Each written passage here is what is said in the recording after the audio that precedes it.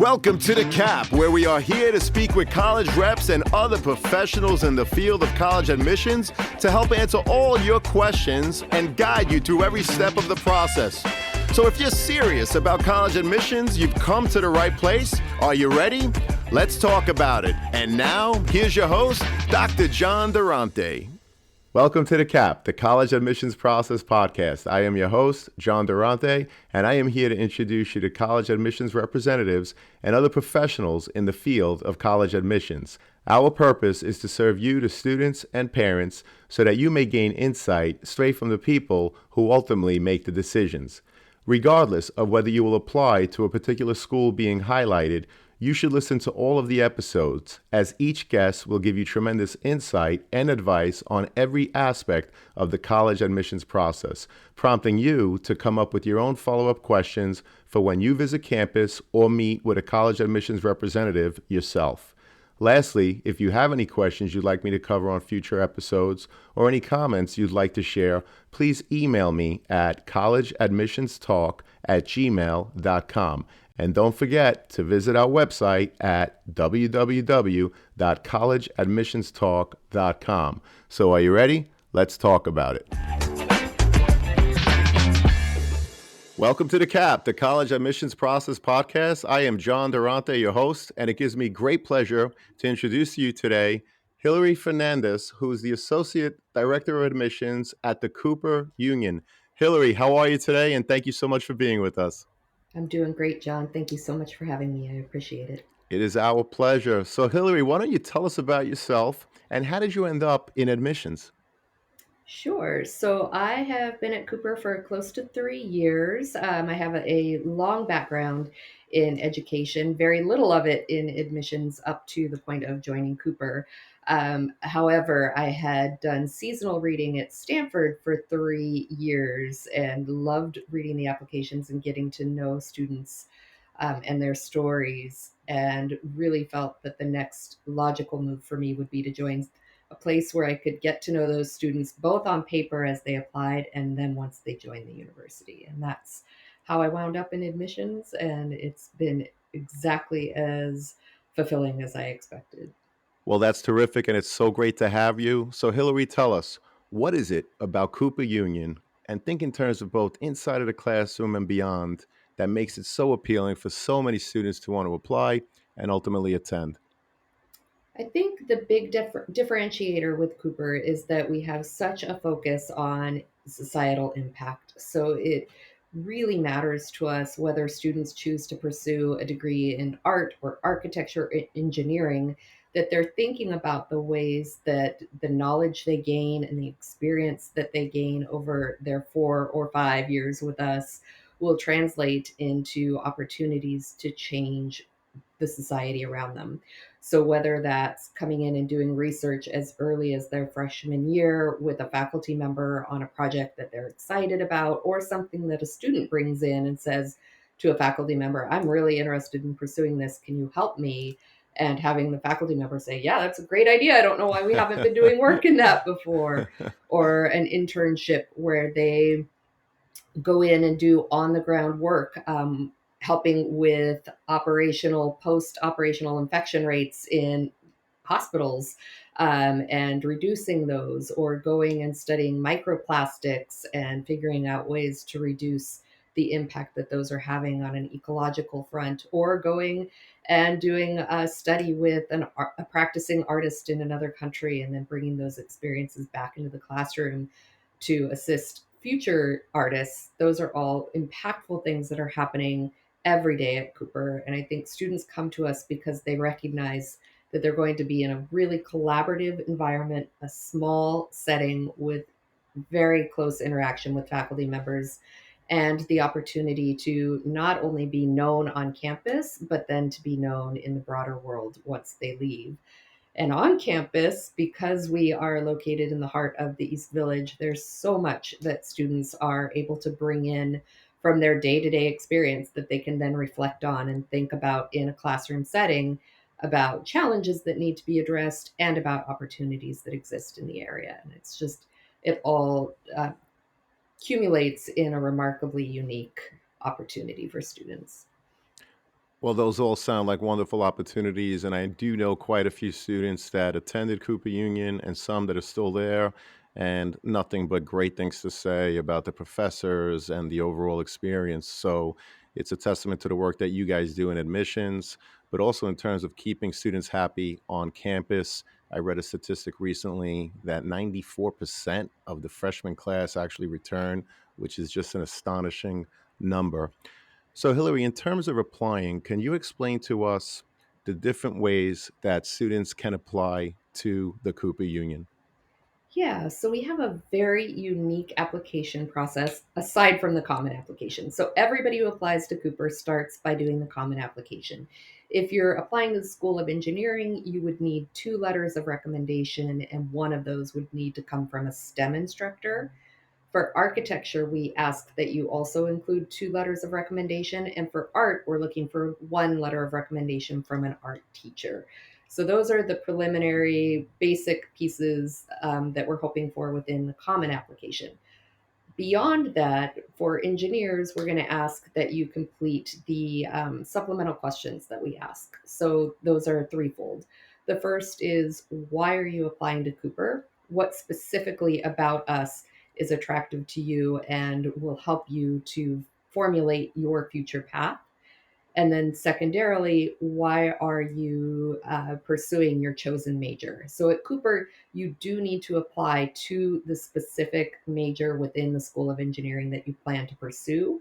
And that's because our class sizes are so small that we're needing to make sure that we have students in the right place when they come in. And then the third reason, or the third question that we ask within that supplement is, if you had a TED talk to give, what would your topic be and why? And that does not need to be at all related to engineering. We're just looking to learn more about students and what they care about and what they would likely bring to campus as a result of those passions that they have. So that's the engineering supplement. Um, for our architecture program and our art program, there's an additional component to the application that actually carries a great amount of weight beyond what's submitted in the common application. So for our art students, it's called the home test, and for our architecture student, it's called the studio test. A week after we receive the common application from a student and the deadline passes for either early decision or regular decision, students will receive an email from us saying, congratulations, you've submitted your application. We're so happy to know that you've chosen Cooper.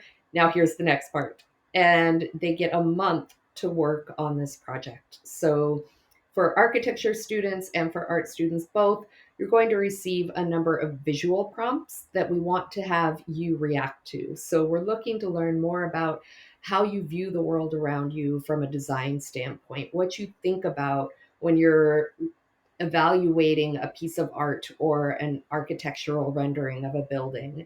So there are going to be visual prompts. We're asking for your written response on how those make you feel, or what emotions are evoked for you when you look at those pieces of art or architecture. And then on the flip side, we're going to provide you with written prompts that you then have the opportunity to submit a visual rendering. It can be a photograph that is something that you've taken in the past but speaks to the prompt, or it can be an art piece that you draw or paint or sculpt.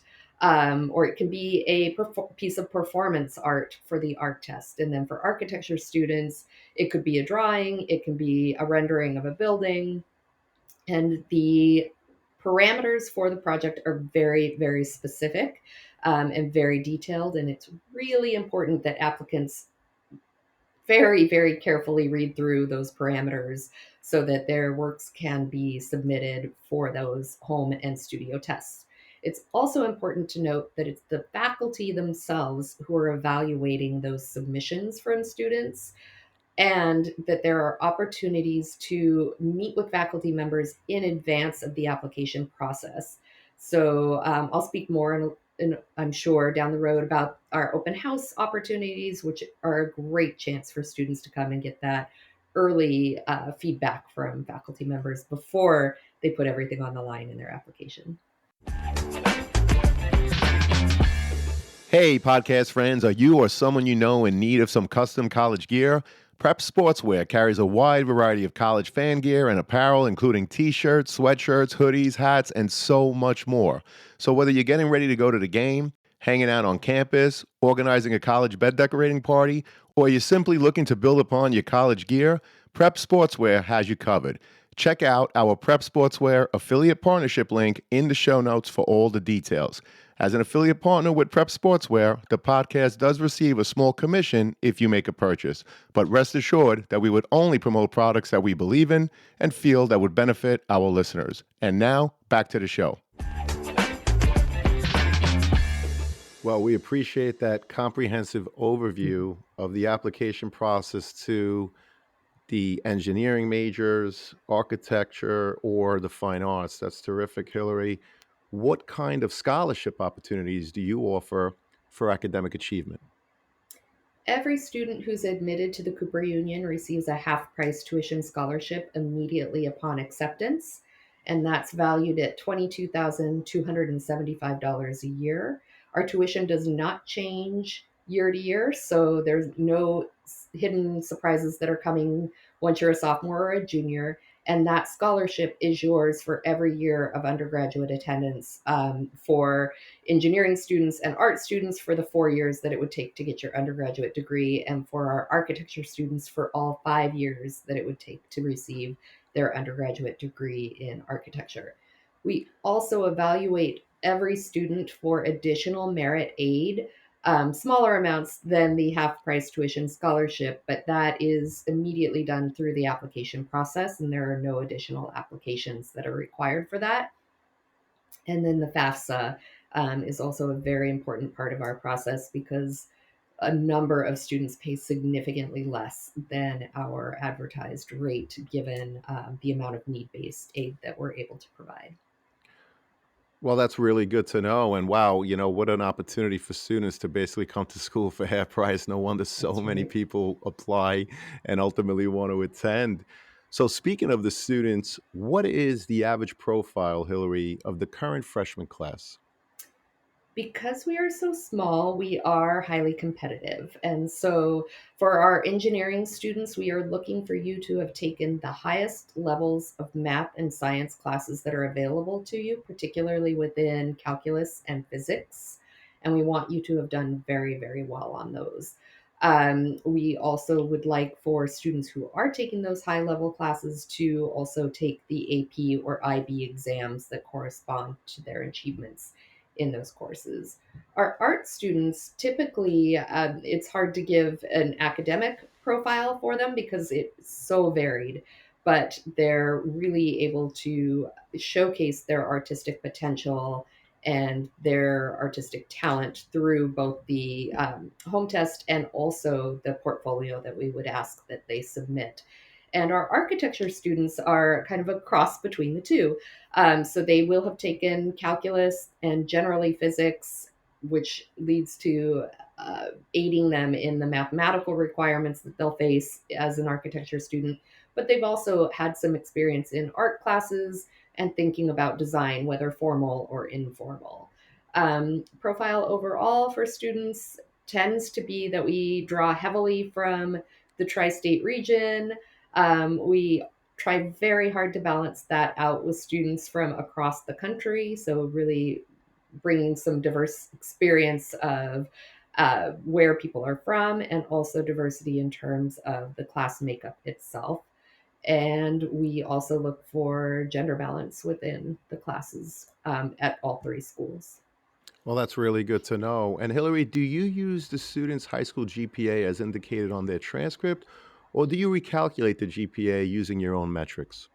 We use it as indicated on the transcript, and we pull out different pieces for each of the different schools. So it is fair to say that when you're applying to an engineering school, generally, we're going to look more heavily at your math and science performance, but we also care deeply at Cooper about the humanities, and all students who come to Cooper are required to do coursework in the humanities every year they're in attendance. And so we're going to take a look at that as well.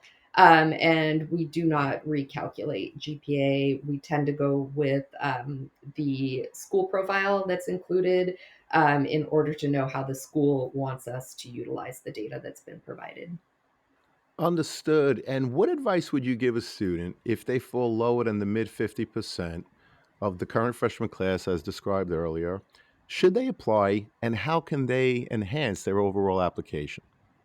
There are a few things. I think you should always apply. I don't think you should ever count yourself out of whatever opportunity might be in front of you, no matter what you think the obstacle might be. So it never hurts to just give it a shot. And I think that that's one of the hardest things probably to do as a high school student, but also one of the most important. And it's just the beginning of your chances to do that for the rest of your life. I do think that there are a few places that you should count on addressing your performance. The first is the additional information section of the common application. It's there for a reason. If you know that you didn't do as well in a class as you could have done, or maybe other people did, please explain it to us. We always read that. We want to know what obstacles you faced. And particularly for those of you who are graduating this year, who graduated last year, all of the obstacles that were in your way with COVID, with learning, with virtual platforms changing day to day and going hybrid and then going into person and back and forth. It was so, for lack of a better word, traumatic and scarring. And we know that that had impact on people and on their performance. And I think any school is going to want to hear that story from you. So include it on the additional information piece. If there was a class that you really struggled with, and then you improved your performance, make sure that you point that out. We will have noted that in our assessment of your grades, but it's also really good that you recognize that you had that accomplishment and were able to take something that was hard and change it around for yourself.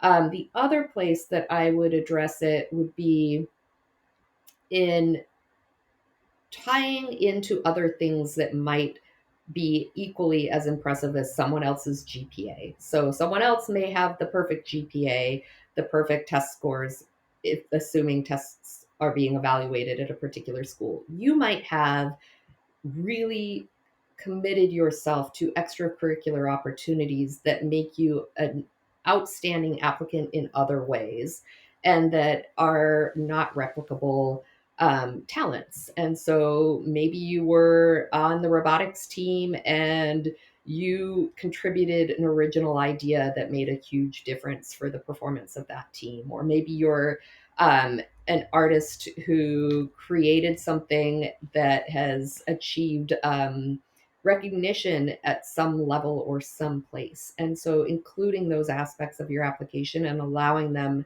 to carry as much heft to yourself and to the evaluators is really important.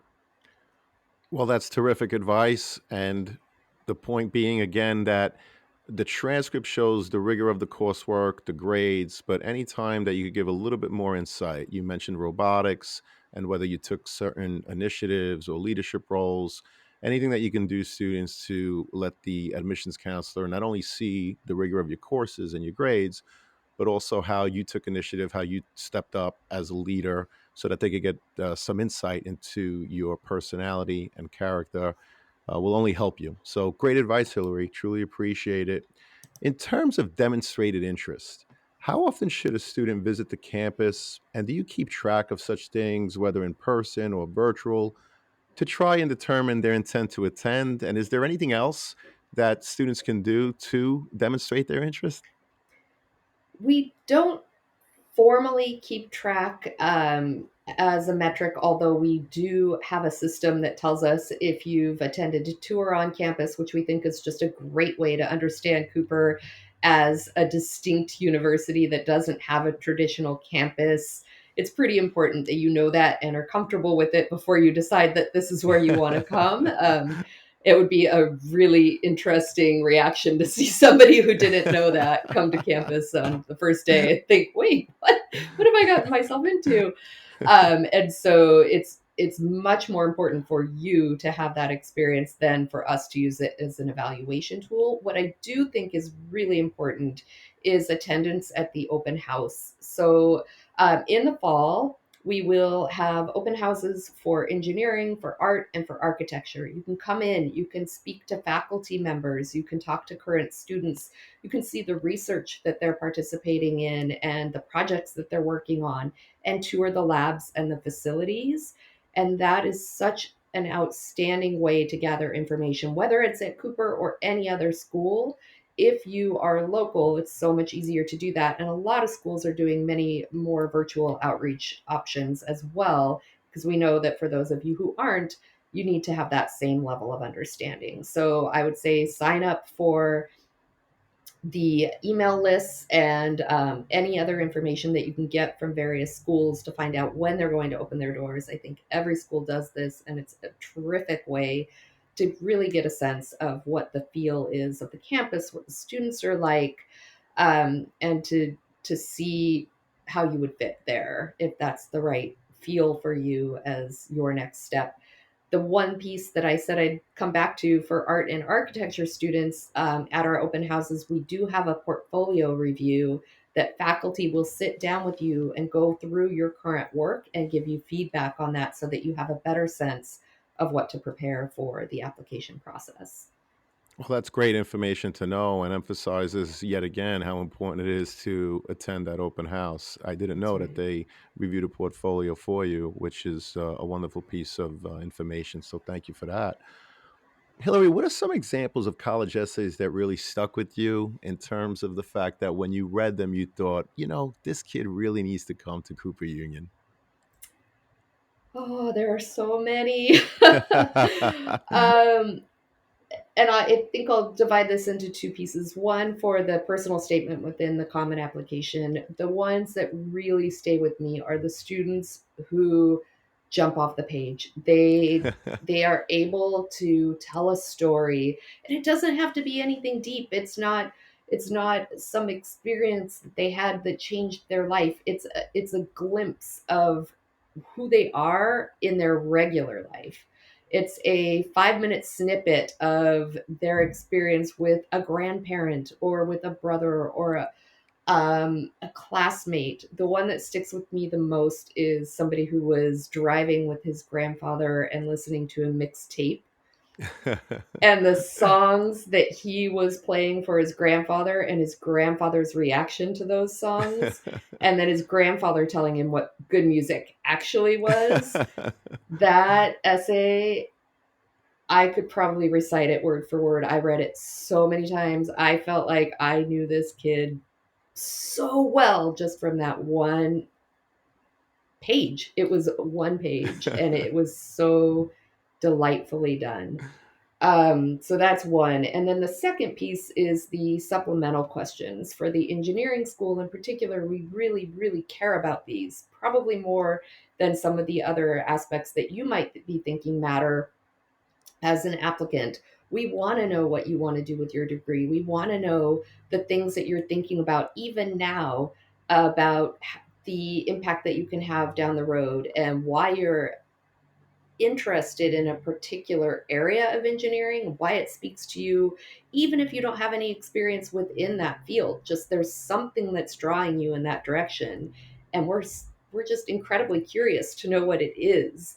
And it really helps us to know so that we can see, because we're so small, 25 to 30 students in each of our engineering disciplines, the different varied interests that you're each going to be bringing. And that matters because we don't want it to be a one dimensional experience. We want students from a ton of different backgrounds who are coming in and learning from one another and educating one another all the way through the process. Well, those are great pieces of advice. I hope the students and the parents are listening attentively because that's terrific. Thank you so much, Hillary. So, speaking to the parents and the students, in closing, what are the top three pieces of advice you would give to the students and their parents who are getting ready to apply to college? The first is to take deep breaths and enjoy each of the pieces in whatever way you can. And there are some people who will enjoy the fact that their grades are already set in stone. It's on that transcript. There's nothing more that can be done about that. And so now they have to turn their attention to something else. And really remembering that we are people on the other side of the table who are reading these applications and looking over every piece that you have submitted to us because we care about who we're bringing in to the class and how you're all going to operate as a cohesive whole, and making yourself known as one of those potential new members. So I think that that's a really critical piece, but also remembering the humanistic element that we are coming to this work because we care about you as individuals and the experience that you're going to be having. There may be a school that is on your list that is your dream school as you know it, but your knowledge of that school and what you see as a dream may not actually be what that school is really about. The people who are reading those applications know what the school is really about. And when you may not get into what you thought was your dream school, don't forget that where you are going to go has equal potential to be that for you down the road. And it may take a while to come to terms with that and find peace with that through this process. We understand how incredibly horrific this has become for people. It's amazing what students have to be able to achieve now to attain a college level education and to have done by the time they are 17, 18 years old. It's mind-boggling to me and to everybody else that I know who works in this process. And so we have your best interest at heart, and we're going to try our best to protect that interest as much as we can through the process. Hillary, I can't thank you enough again for your insight, your time, your advice. I know this is going to help so many students and their parents, and we're just so grateful for all you did for us today. Thank you so much. Thank you so much for the opportunity, and good luck to everybody out there. Take deep breaths. Thank you so much. All right.